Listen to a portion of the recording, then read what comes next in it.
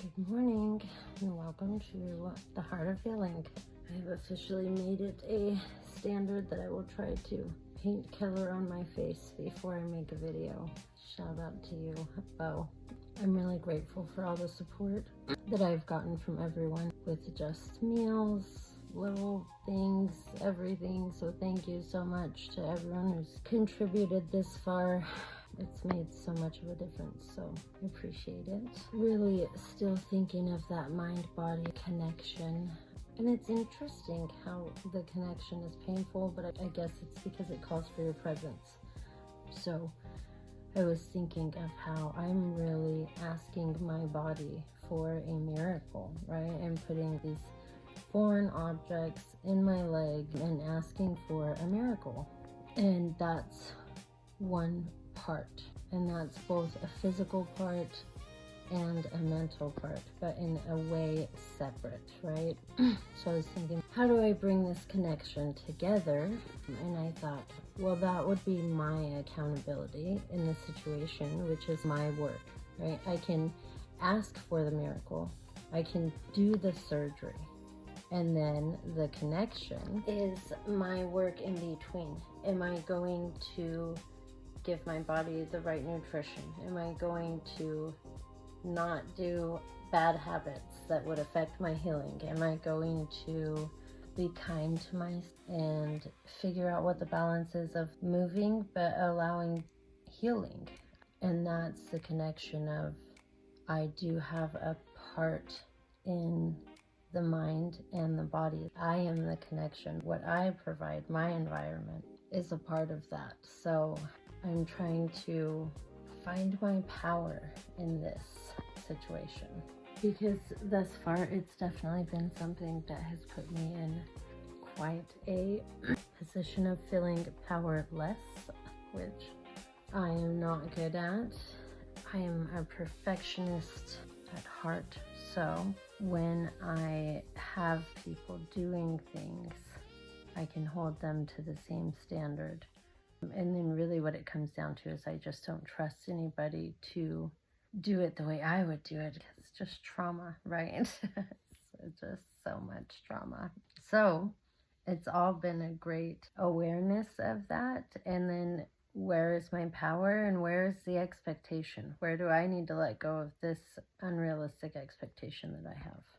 Today I'm not going to totally gross you out with the whole peeling of the bandages, even though I do have to do it right now.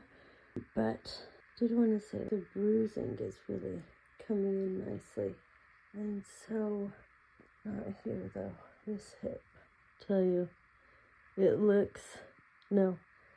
feels as bad as it looks.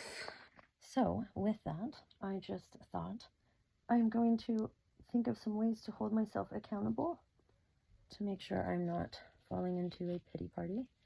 Being realistic and kind to myself, what my abilities are right now, while also challenging myself, right? Don't need to be comfortable all the time, and everything that I do is going to hurt. Oh, but even sitting on my side is better. There's a little flash. Ooh, they look good. So thank you for tuning in with me today. I'm gonna throw in some of my exercises on a flash of goals I'm gonna make. My hip was fully dislocated, for them to get the top of my femur out so that they could drill a hole in it and mallet the rod down through my bone, which is why my hip looks like that. So I didn't know that necessarily, which is good, right? Knowing that wouldn't have helped me. Point being, it left me with a very weak hip. And I didn't, sound silly to say, but I'm going to just say I didn't anticipate that. So I didn't anticipate the weakness in my hip, and it has just made everything so much harder. More than the bone cut in half, my hip just feels like I have no strength, but when I challenge it, I can see, oh my God, I do have strength, but it hurts like a dirty, rotten, oh, it hurts so bad. So how can I realistically challenge this hip in a healing and loving way? And I've just decided I need to just start working on my hip flexors a little bit. Little movements from the ground. And I'll put some of those in a little later. I'm gonna go do that once I finish up on my bandages here. So to do the stretching, it is a little bit of iodine here. It is terribly yucky, uncomfortable, but it's gonna get me where I want to go. So the accountability is gonna hurt. Makes me cry when I have to use my hip in a way like that. But it's really important that I do challenge myself and I start to use that hip and find ways to strengthen it. So just physical healing is so in tune with emotional healing, and they all just call for a little bit of discomfort, willing discomfort, right? But how we do that matters. If I go into it saying, "You're so weak, just do it," I just flung iodine all over my wall on accident, and calling myself stupid. Or am I going to go into it and say, this is going to be really hard and I'm probably going to cry, and that's okay because it is super painful, but we're also still going to do it, right? A balance of how I'm challenging myself, a balance of discomfort and reward, doing things that I know I can actually achieve. If I was like, I'm going to go do 15 push-ups today, setting myself up for failure, that's really not helpful, right? I'm going to lift my leg off of the ground 5 times. I'm going for about a 3-inch lift is my hope. That's realistic, and it's super small, and it's still going to be really big. So that was all I was thinking, because how I treat myself through this is a reflection of my own healing emotionally so much. And they're just so in tune. All of it is just so in tune. I just thought of something, and I like metaphors. So I was sitting here thinking of, oh man, I have to stretch. So I have to use the remote, which I'll put that in here too, to stretch my leg 0.2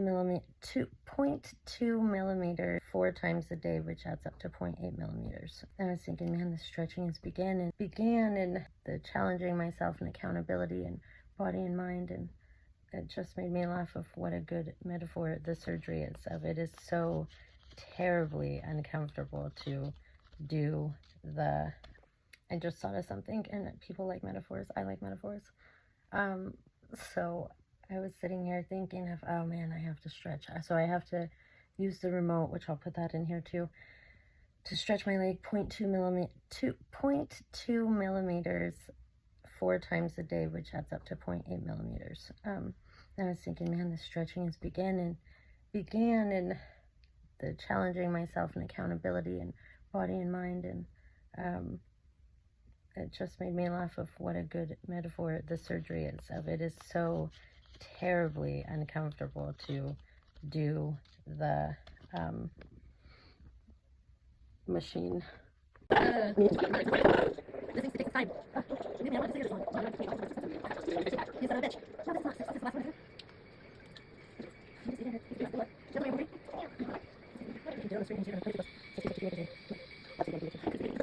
This is the last one. No, sorry.